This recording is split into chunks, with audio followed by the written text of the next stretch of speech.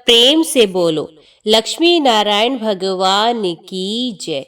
राधा कृष्ण भगवान की जय। आज के वीडियो में आप श्रवण करेंगे पौष मास महात्म्य के 22वें अध्याय की कथा। उधर राजा सुबाहु ने जब देखा कि मेरे सैनिक रक्त में डूबे हुए आ रहे हैं, तो उनका शोक शांत सा करते हुए उन्होंने अपने पुत्र की करतूत पूछी।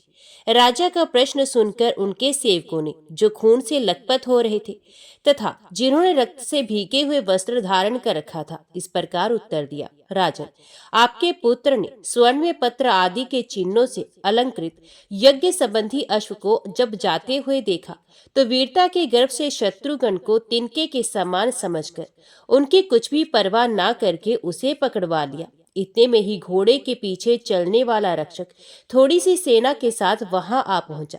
उसके साथ राजकुमार का बड़ा भारी युद्ध हुआ, जो रोंगटे खड़े कर देने वाला था।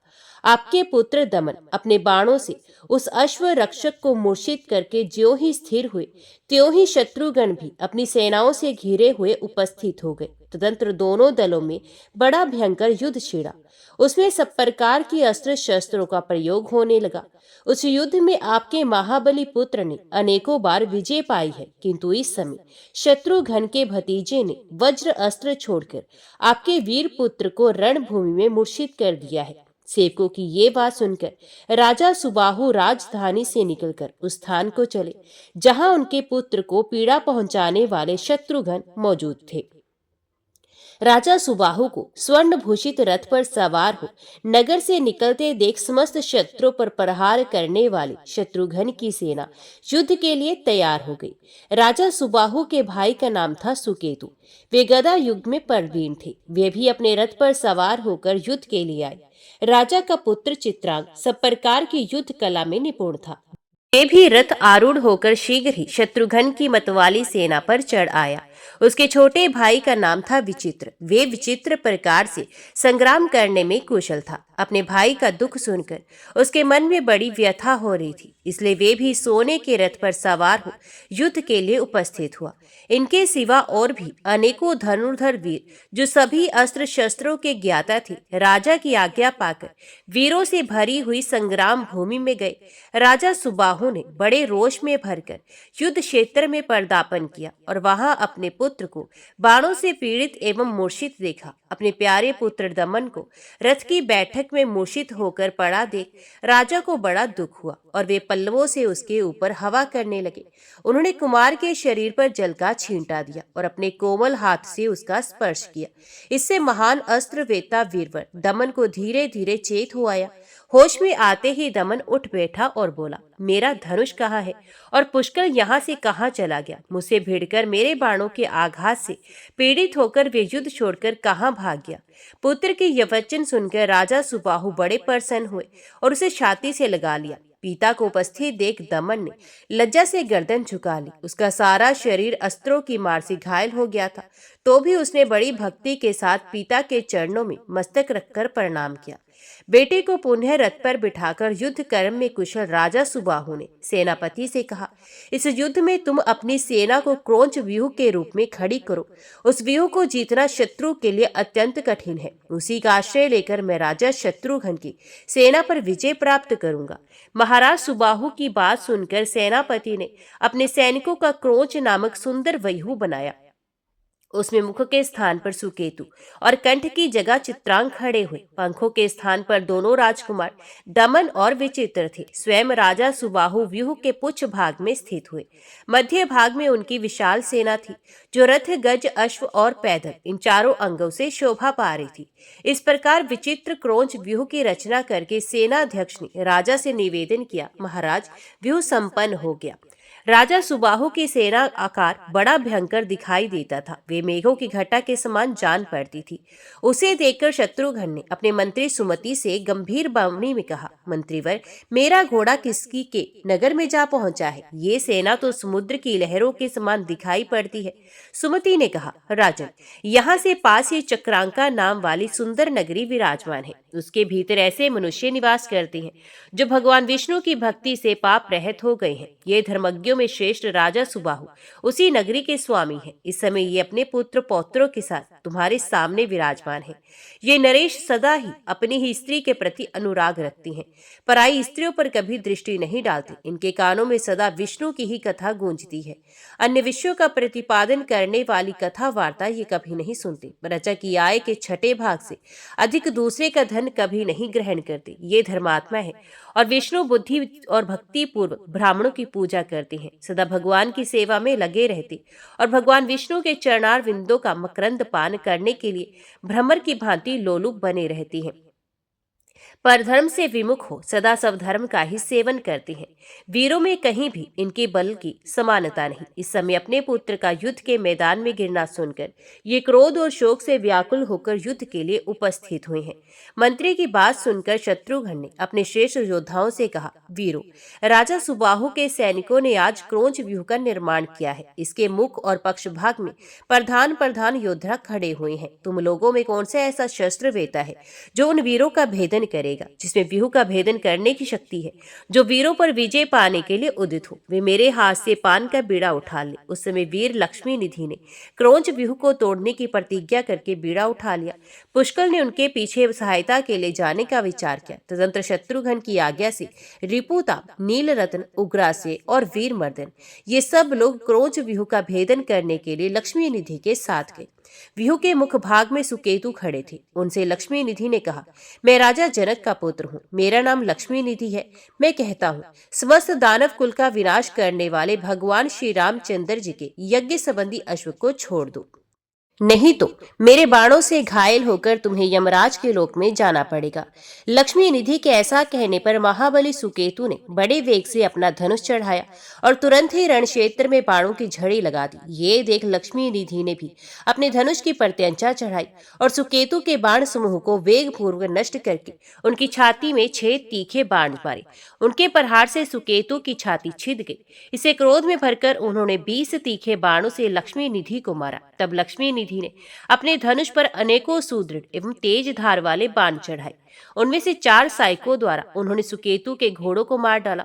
एक से उनकी भयंकर ध्वजा को हंसते हंसते काट गिराया। एक बाण से सारथी का मस्तक धड़ से अलग करके पृथ्वी पर डाल दिया। एक के द्वारा उन्होंने रोष में भरकर प्रत्यंचा से सुकेतु के धनुष को काट डाला तथा एक बाण से उनकी छाती में बड़े वेग से प्रहार किया।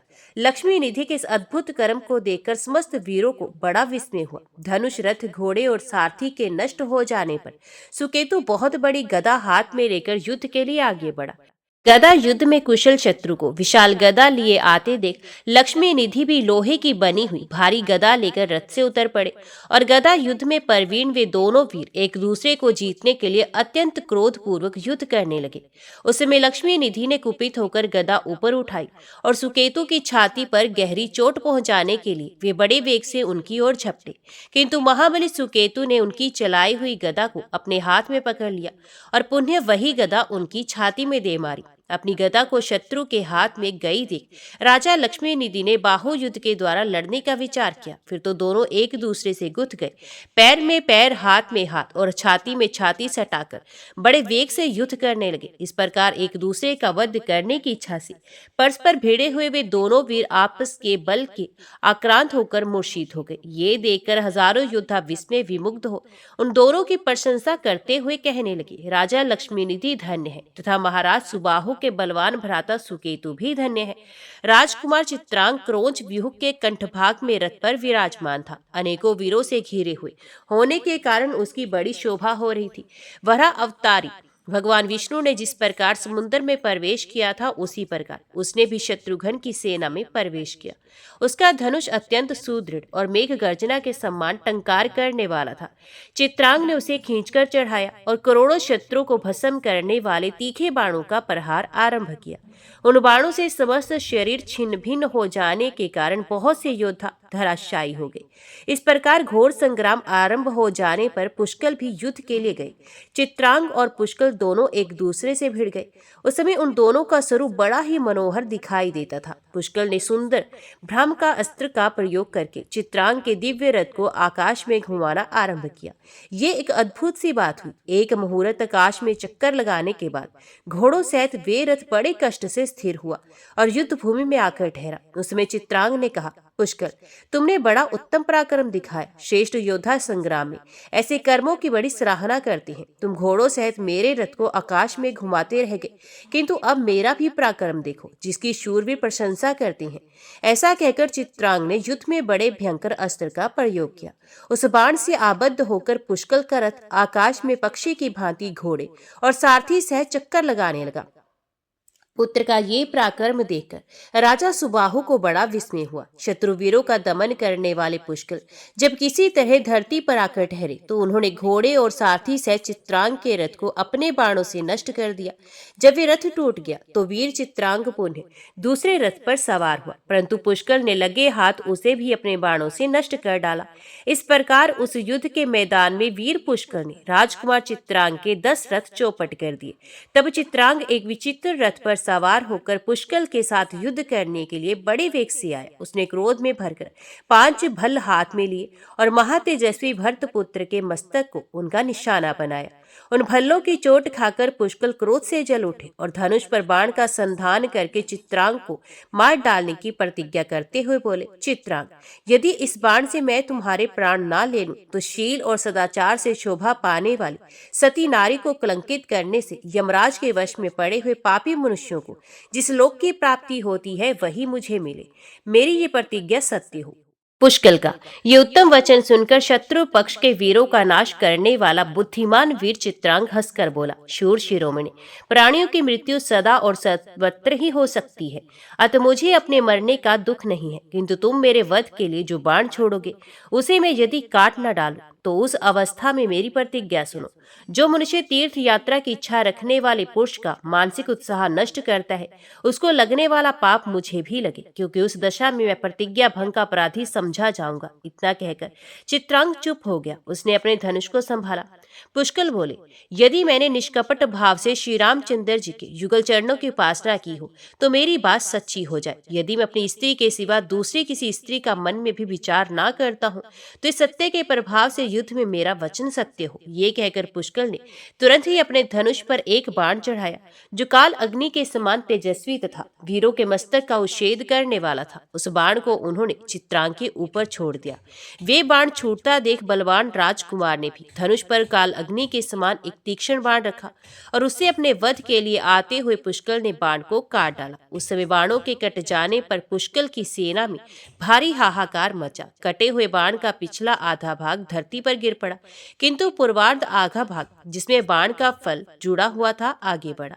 उसने एक ही क्षण में कमल की नाल के समान चित्रांग का गला काट डाला। राजकुमार का सुंदर मस्तक किरीट और कुंडलों से पृथ्वी पर गिर पड़ा और आकाश से गिरे हुए चंद्रमा की भांति शोभा पाने लगा। भरत कुमार वीरबर पुष्कल ने राजकुमार चित्रांग को भूमि पर पड़ा देख उस क्रौंच व्यूह के भीतर प्रवेश किया जो समस्त वीरों से सुशोभित हो रहा था।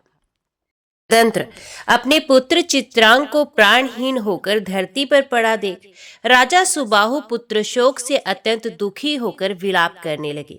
उस समय राजकुमार विचित्र और दमन अपने अपने रथ पर बैठकर आए और पिता के चरणों में प्रणाम करके समयोचित वचन बोले, राजन, हम लोगों के जीते जी आपके हृदय में दुख क्यों हो रहा है? वीर पुरुषों को तो युद्ध में मृत्यु अत्यंत अभीष्ट होती है।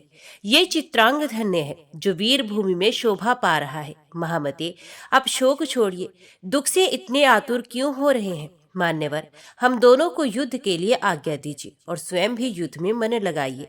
अपनी वीरता पर गर्व करने वाले दोनों पुत्रों का ये वचन सुनकर महाराज ने शोक छोड़ दिया और युद्ध के लिए निश्चय किया। साथ ही संग्राम में उन्मत्त होकर लड़ने वाले वे दोनों भाई विचित्र और दमन भी अपने समान योद्धा की अभिलाषा करते हुए असंख्य सैनिकों से भरी हुई शत्रु की सेना में घुस गए। दमन ने रिपुताप के और विचित्र ने नील रतन के साथ लोहा लिया। वे दोनों वीर रणभूमि में उत्साहपूर्वक युद्ध करने लगे। स्वयं राजा सुबाहु स्वर्ण जटित रथ पर सवार हो करोड़ों वीरों से घिरे हुए शत्रुघ्न के साथ युद्ध करने के लिए चले। सुबाहु को पुत्र वध के कारण रोष में भरकर युद्ध के लिए आते और सैनिकों का नाश करते देखकर शत्रुघ्न के पार्श्व भाग की रक्षा करने वाले हनुमान जी उनकी ओर दौड़े। नख ही उनके आयुध थे और वे युद्ध में मेघ की भांति विकट गर्जना कर रहे थे। उस समय सुबाहु ने 10 बाणों से हनुमान जी की छाती में बड़े वेग से चोट की, परंतु हनुमान जी बड़े भयंकर वीर थे।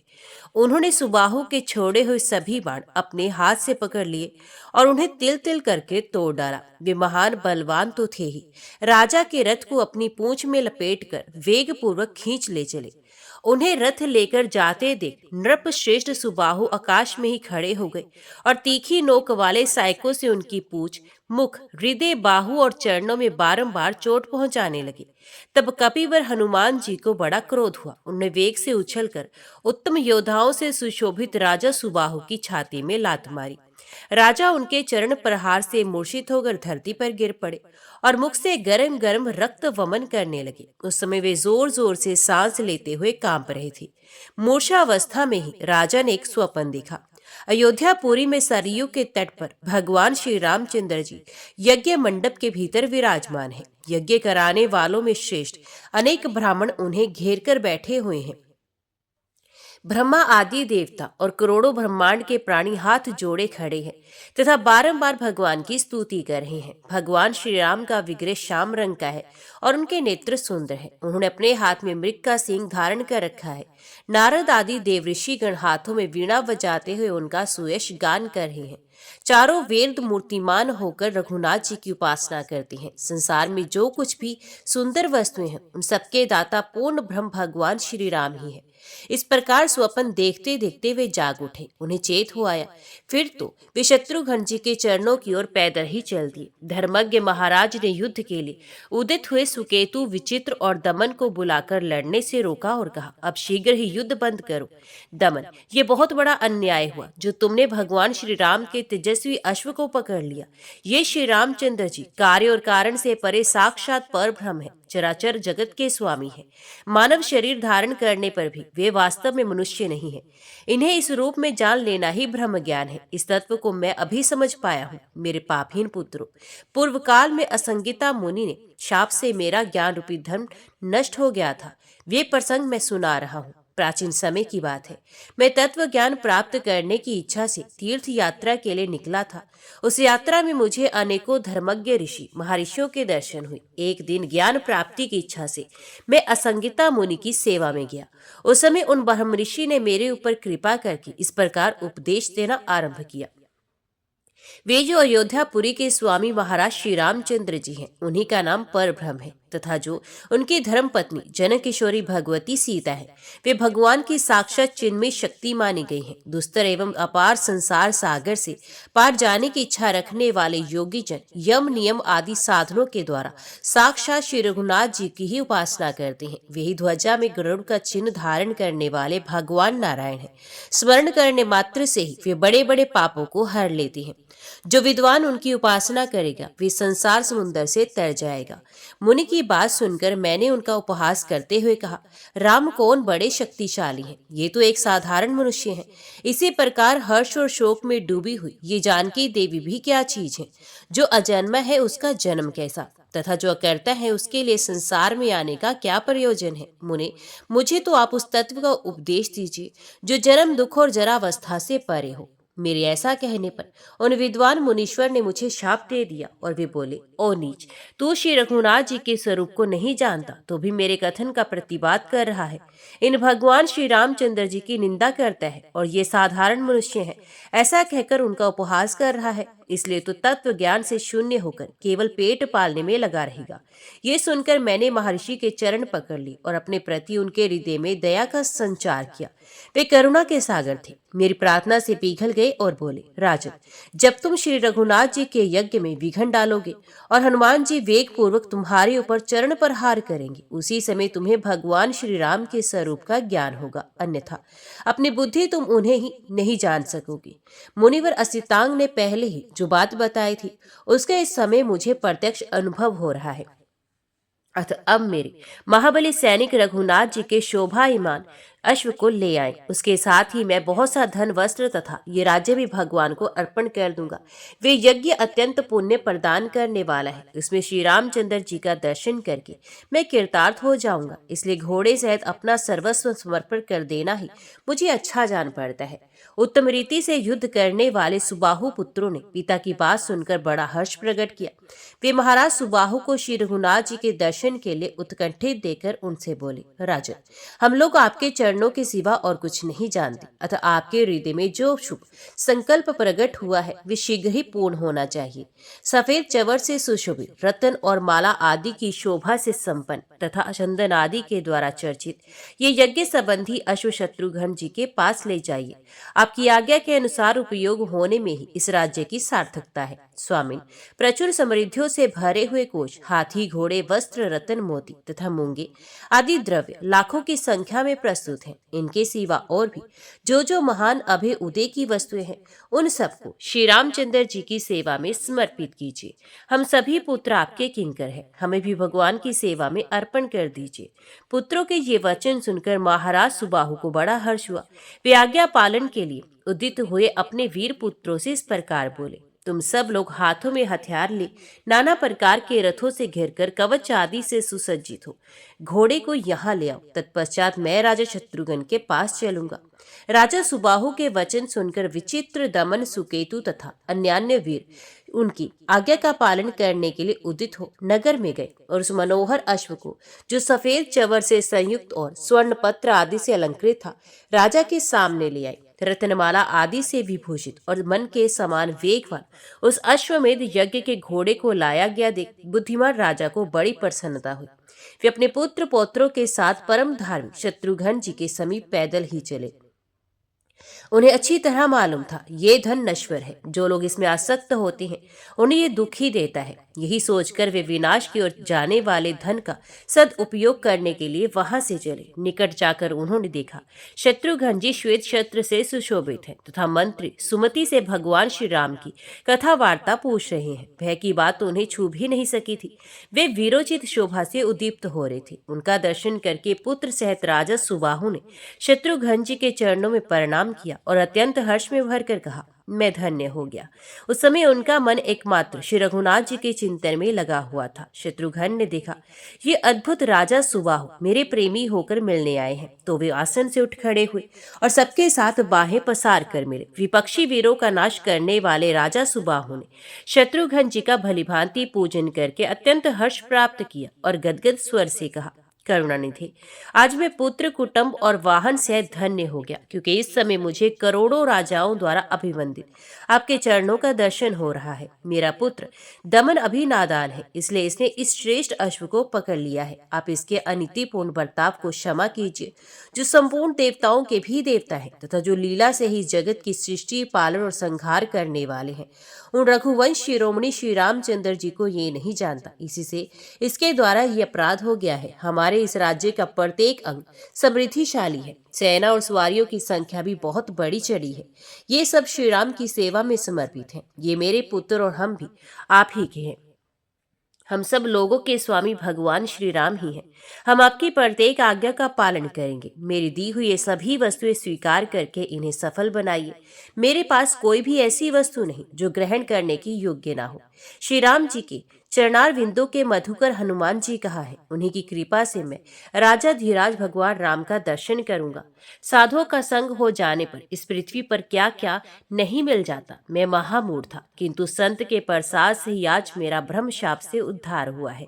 अब मैं पद्म पत्र के समान विशाल लोचनों वाले महाराज श्री रघुनाथ जी का दर्शन करके इस लोक में जन्म लेने पर संपूर्ण एवं दुर्लभ फल प्राप्त करूंगा। मेरी आयु का बहुत बड़ा भाग श्री राम के वियोग में ही बीत गया। अब थोड़ी सी ही आयु शेष रह गई है। इसमें मैं श्री रघुनाथ जी का कैसे दर्शन करूंगा?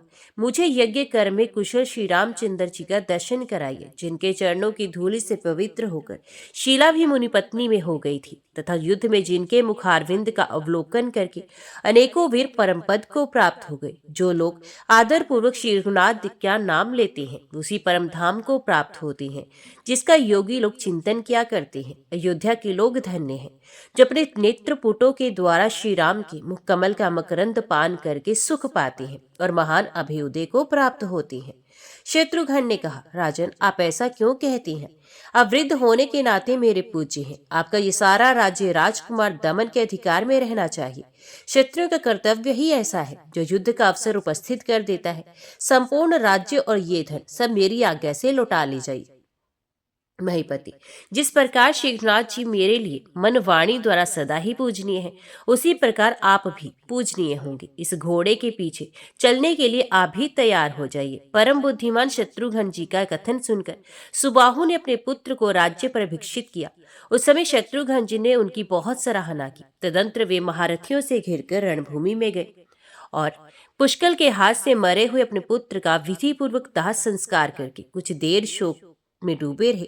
उनका वे शोक साधारण लोगों की ही दृष्टि में था, वास्तव में तो वे महारथी नरेश तत्व ज्ञानी थे। अतः श्री रघुनाथ जी का निरंतर स्मरण करते हुए उन्होंने ज्ञान के द्वारा अपना समस्त शोक दूर कर दिया। फिर अस्त्र शस्त्रों से सुसज्जित होकर रथ पर बैठे और विशाल सेना के साथ महारथियों को आगे करके शत्रुघ्न के पास आए। राजा शत्रुघ्न ने सुबाहु को संपूर्ण सेना के साथ उपस्थित देखकर घोड़े की रक्षा के लिए जाने का विचार किया। सुबाहु के यहाँ से छूटने पर विभाल पत्र से चिन्हित अश्व भारतवर्ष की वामावर्त परिक्रमा करता हो पूर्व दिशा के अनेकों देशों में गया। उन सभी देशों में बड़े बड़े शूरवीरों द्वारा पूजित भूपाल उस अश्व को प्रणाम करते थे। कोई भी उसे पकड़ता नहीं था। कोई विचित्र विचित्र वस्त्र, कोई अपना महाराज तथा कोई धन वैभव या कोई वस्तु भेंट के लिए लाकर अश्व सहित शत्रुघ्न को प्रणाम करते थे। स्वर्ण पत्र से शोभा पाने वाला ये यज्ञ संबंधी अश्व पूर्वोक्त देशों में भ्रमण करता हुआ तेजपुर में गया, जहाँ के राजा सत्यवान सत्य धर्म का आश्रय लेकर प्रजा का पालन करते थे। तदंतर शत्रु के नगर का विध्वंस करने वाले श्री रघुनाथ जी के भाई शत्रुघ्न जी करोड़ों वीरों से घिरकर घोड़े के पीछे पीछे उस राजा के नगर के पास पहुंचे। वे नगर बड़ा रमणीय था। चित्र विचित्र प्रकार उसकी शोभा बढ़ा रहे थे। हजारों देव मंदिरों के कारण वे सब ओर से शोभायमान दिखाई देता था। भगवान शंकर के मस्तक पर निवास करने वाली महादेवी भगवती भगीरथी वहां प्रवाहित हो रही थी। उनके तट पर ऋषि महर्षियों का समुदाय निवास करता था।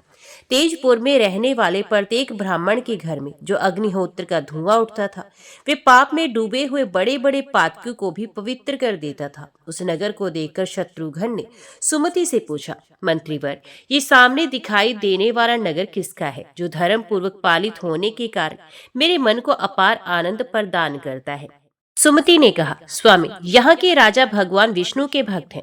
आप सावधान होकर उनकी कल्याण में कथाओं को सुने। उनका श्रवण करने से मनुष्य ब्रह्म हत्या जैसे पाप से भी मुक्त हो जाता है। इस नगर के राजा का नाम है सत्यवान।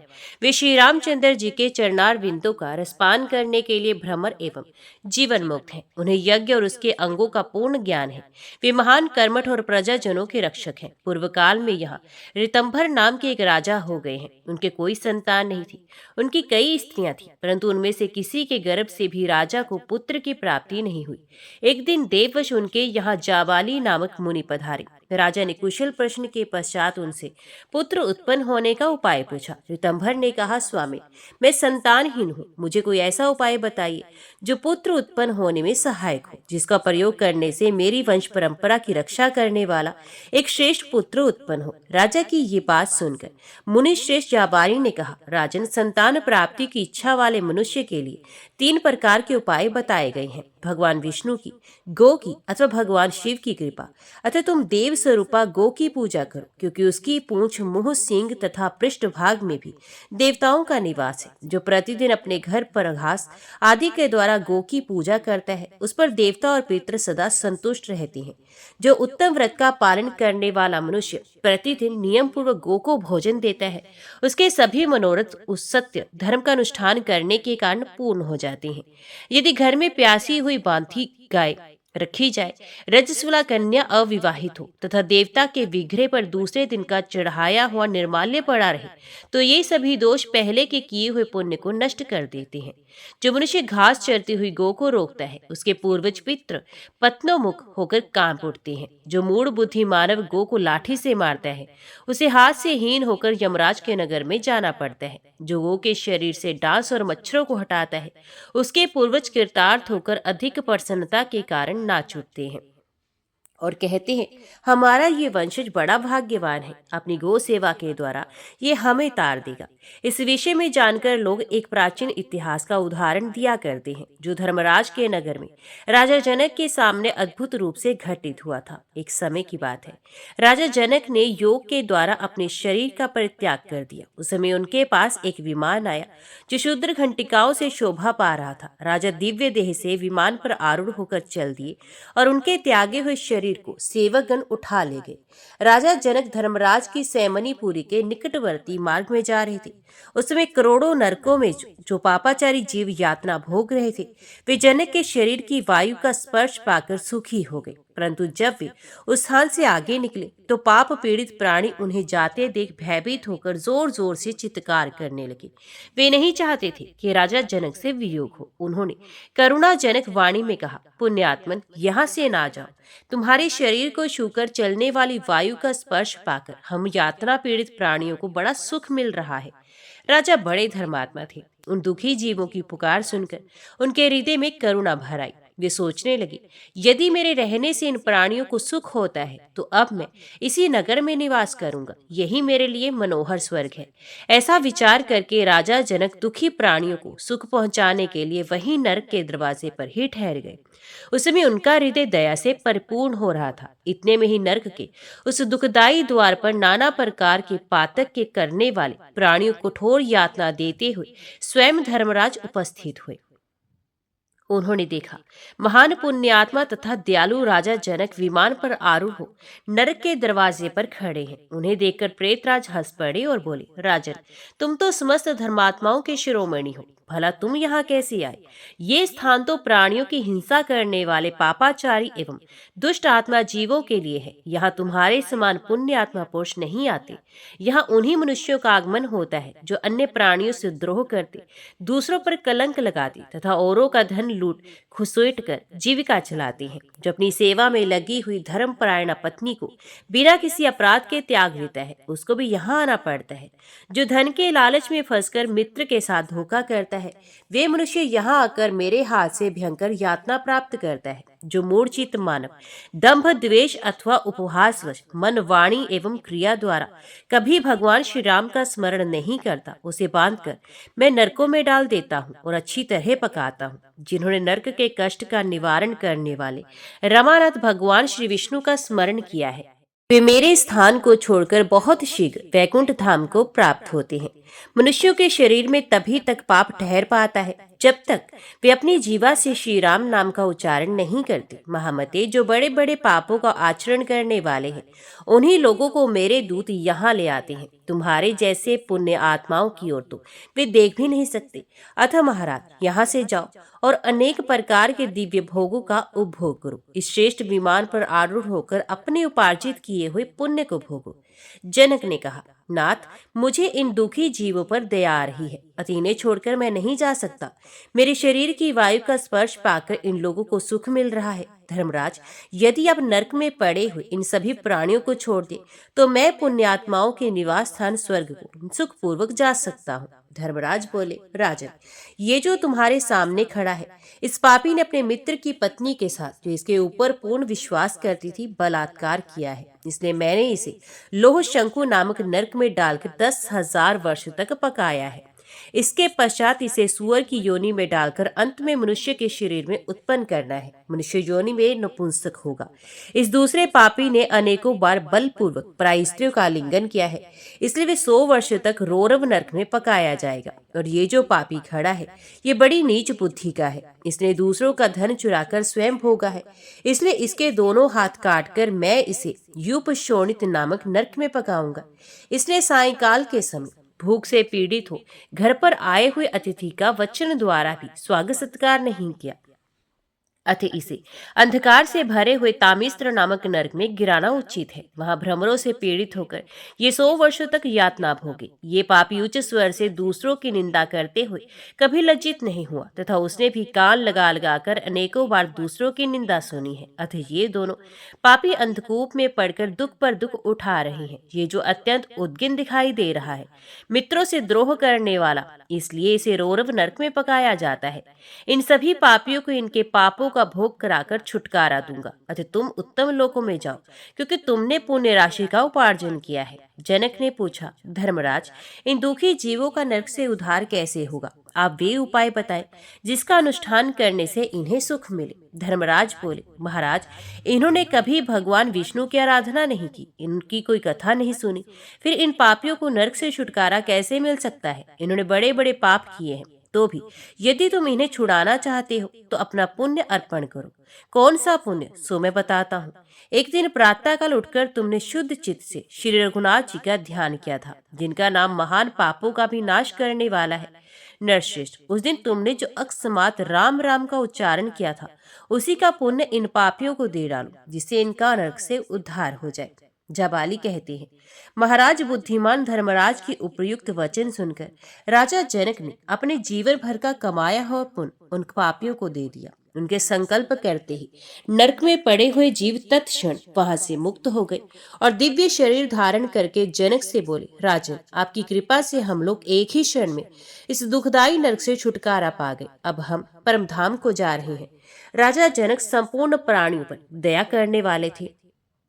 उन्होंने नरक से निकले हुए प्राणियों का सूर्य के समान तेजस्वी रूप देखकर मन ही मन बड़े संतोष का अनुभव किया। वे सभी प्राणी दया सागर महाराज जनक की प्रशंसा करते हुए दिव्य लोक को चले गए। नरकस्थ प्राणियों के चले जाने पर राजा जनक ने संपूर्ण धर्मज्ञों में श्रेष्ठ यमराज से प्रश्न किया, धर्मराज, आपने कहा था कि पाप करने वाले मनुष्य ही आपके स्थान पर आते हैं। धार्मिक चर्चा में लगे रहने वाले जीवों का यहाँ आगमन नहीं होता। ऐसी दशा में मेरा यहाँ किस पाप के कारण आना हुआ?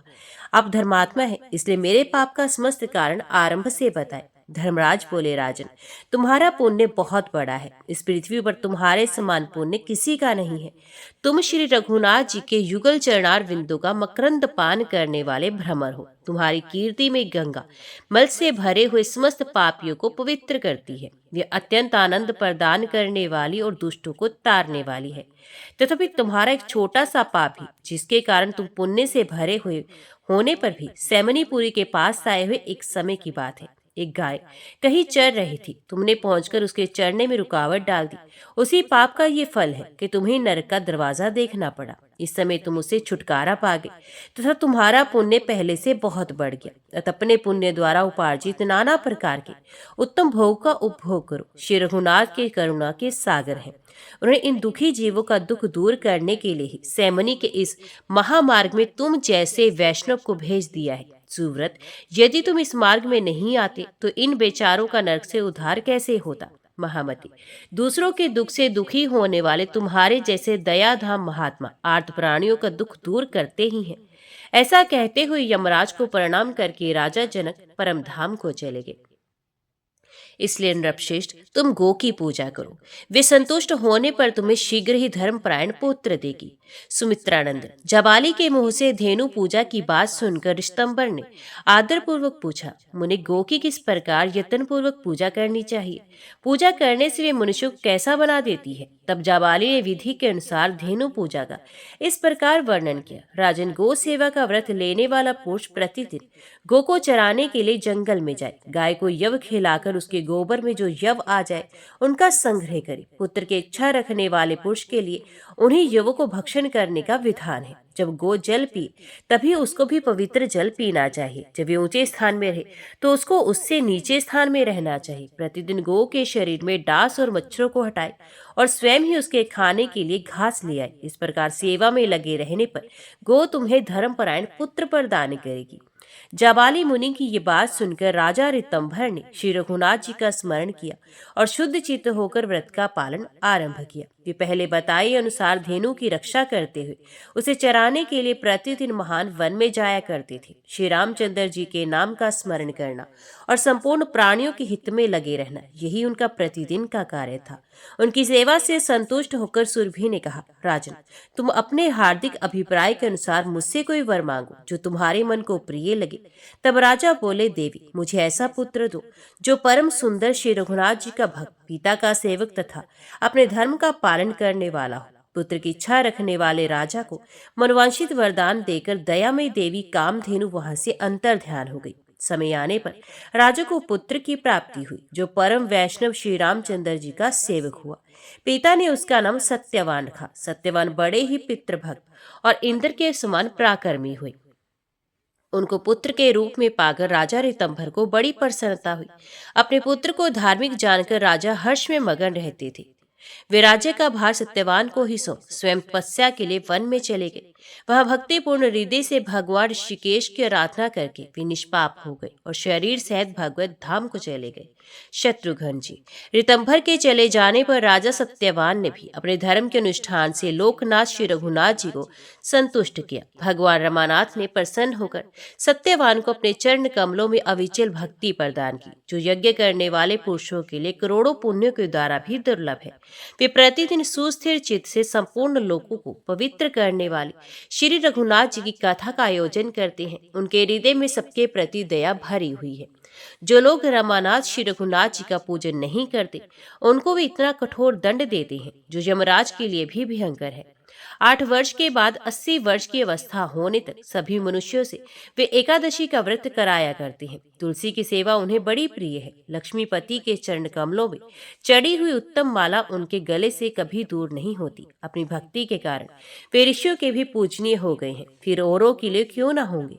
श्री रघुनाथ जी के स्मरण से तथा उनके प्रति प्रेम करने से राजा सत्यवान के सारे पाप धुल गए हैं, संपूर्ण अमंगल नष्ट हो गए हैं। ये श्री रामचंद्र जी के अद्भुत अश्व को पहचान कर यहाँ आएंगे और तुम्हें अपना ये अकंटक राज्य समर्पित कर देंगे।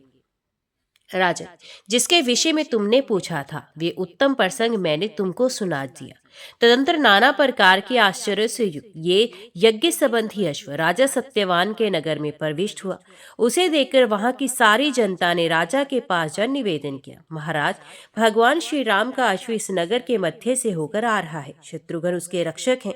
राम, ये 2 अक्षरों का अत्यंत मनोरम नाम सुनकर सत्यवान के हृदय में बड़ी प्रसन्नता हुई। उनकी वाणी गदगद हो गई और वे कहने लगे, जिन भगवान श्री राम को मैं सदा अपने हृदय में धारण करता हूँ, मन में चिंतन करता हूँ, उन्हीं का अश्व शत्रुघ्न जी के साथ मेरे नगर में आया है। उसके पास श्री राम के चरणों की सेवा करने वाले हनुमान जी भी होंगे, जो कभी भी श्री रघुनाथ जी को अपने मन से नहीं विसारते। जहाँ शत्रुघ्न है वहाँ वायुनंदन हनुमान जी हैं तथा जहाँ श्री रामचंद्र जी के चरण कमलों की सेवा में रहने वाले अन्य लोग मौजूद हैं, वही मैं भी जाता हूँ। उन्होंने मंत्री को आज्ञा दी, तुम समूचे राज्य का बहुमूल्य धन लेकर शीघ्र ही मेरे साथ आओ। मैं श्री रघुनाथ जी के श्रेष्ठ अश्व की रक्षा अथवा श्री राम चरणों की सुदुर्लभ सेवा करने के लिए जाऊंगा। ये कहकर वे सैनिकों के साथ शत्रुघ्न के पास चले गए।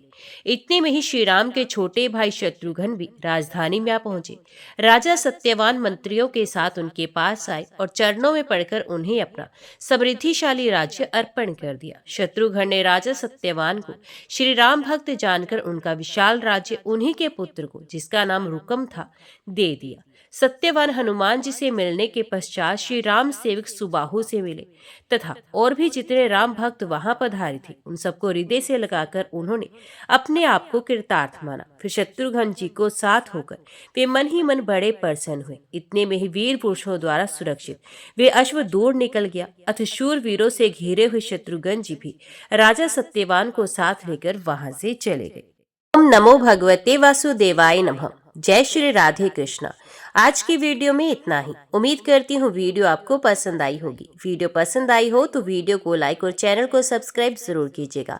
जय श्री हरि लिखकर कमेंट बॉक्स में अपनी हाजिरी और अपने सुझाव देना ना भूलेगा। तो मिलते हैं अगली कथा अगली वीडियो के साथ। तब तक के लिए देखते व सुनते रहिए। जय मां कंजर, जय माता दी।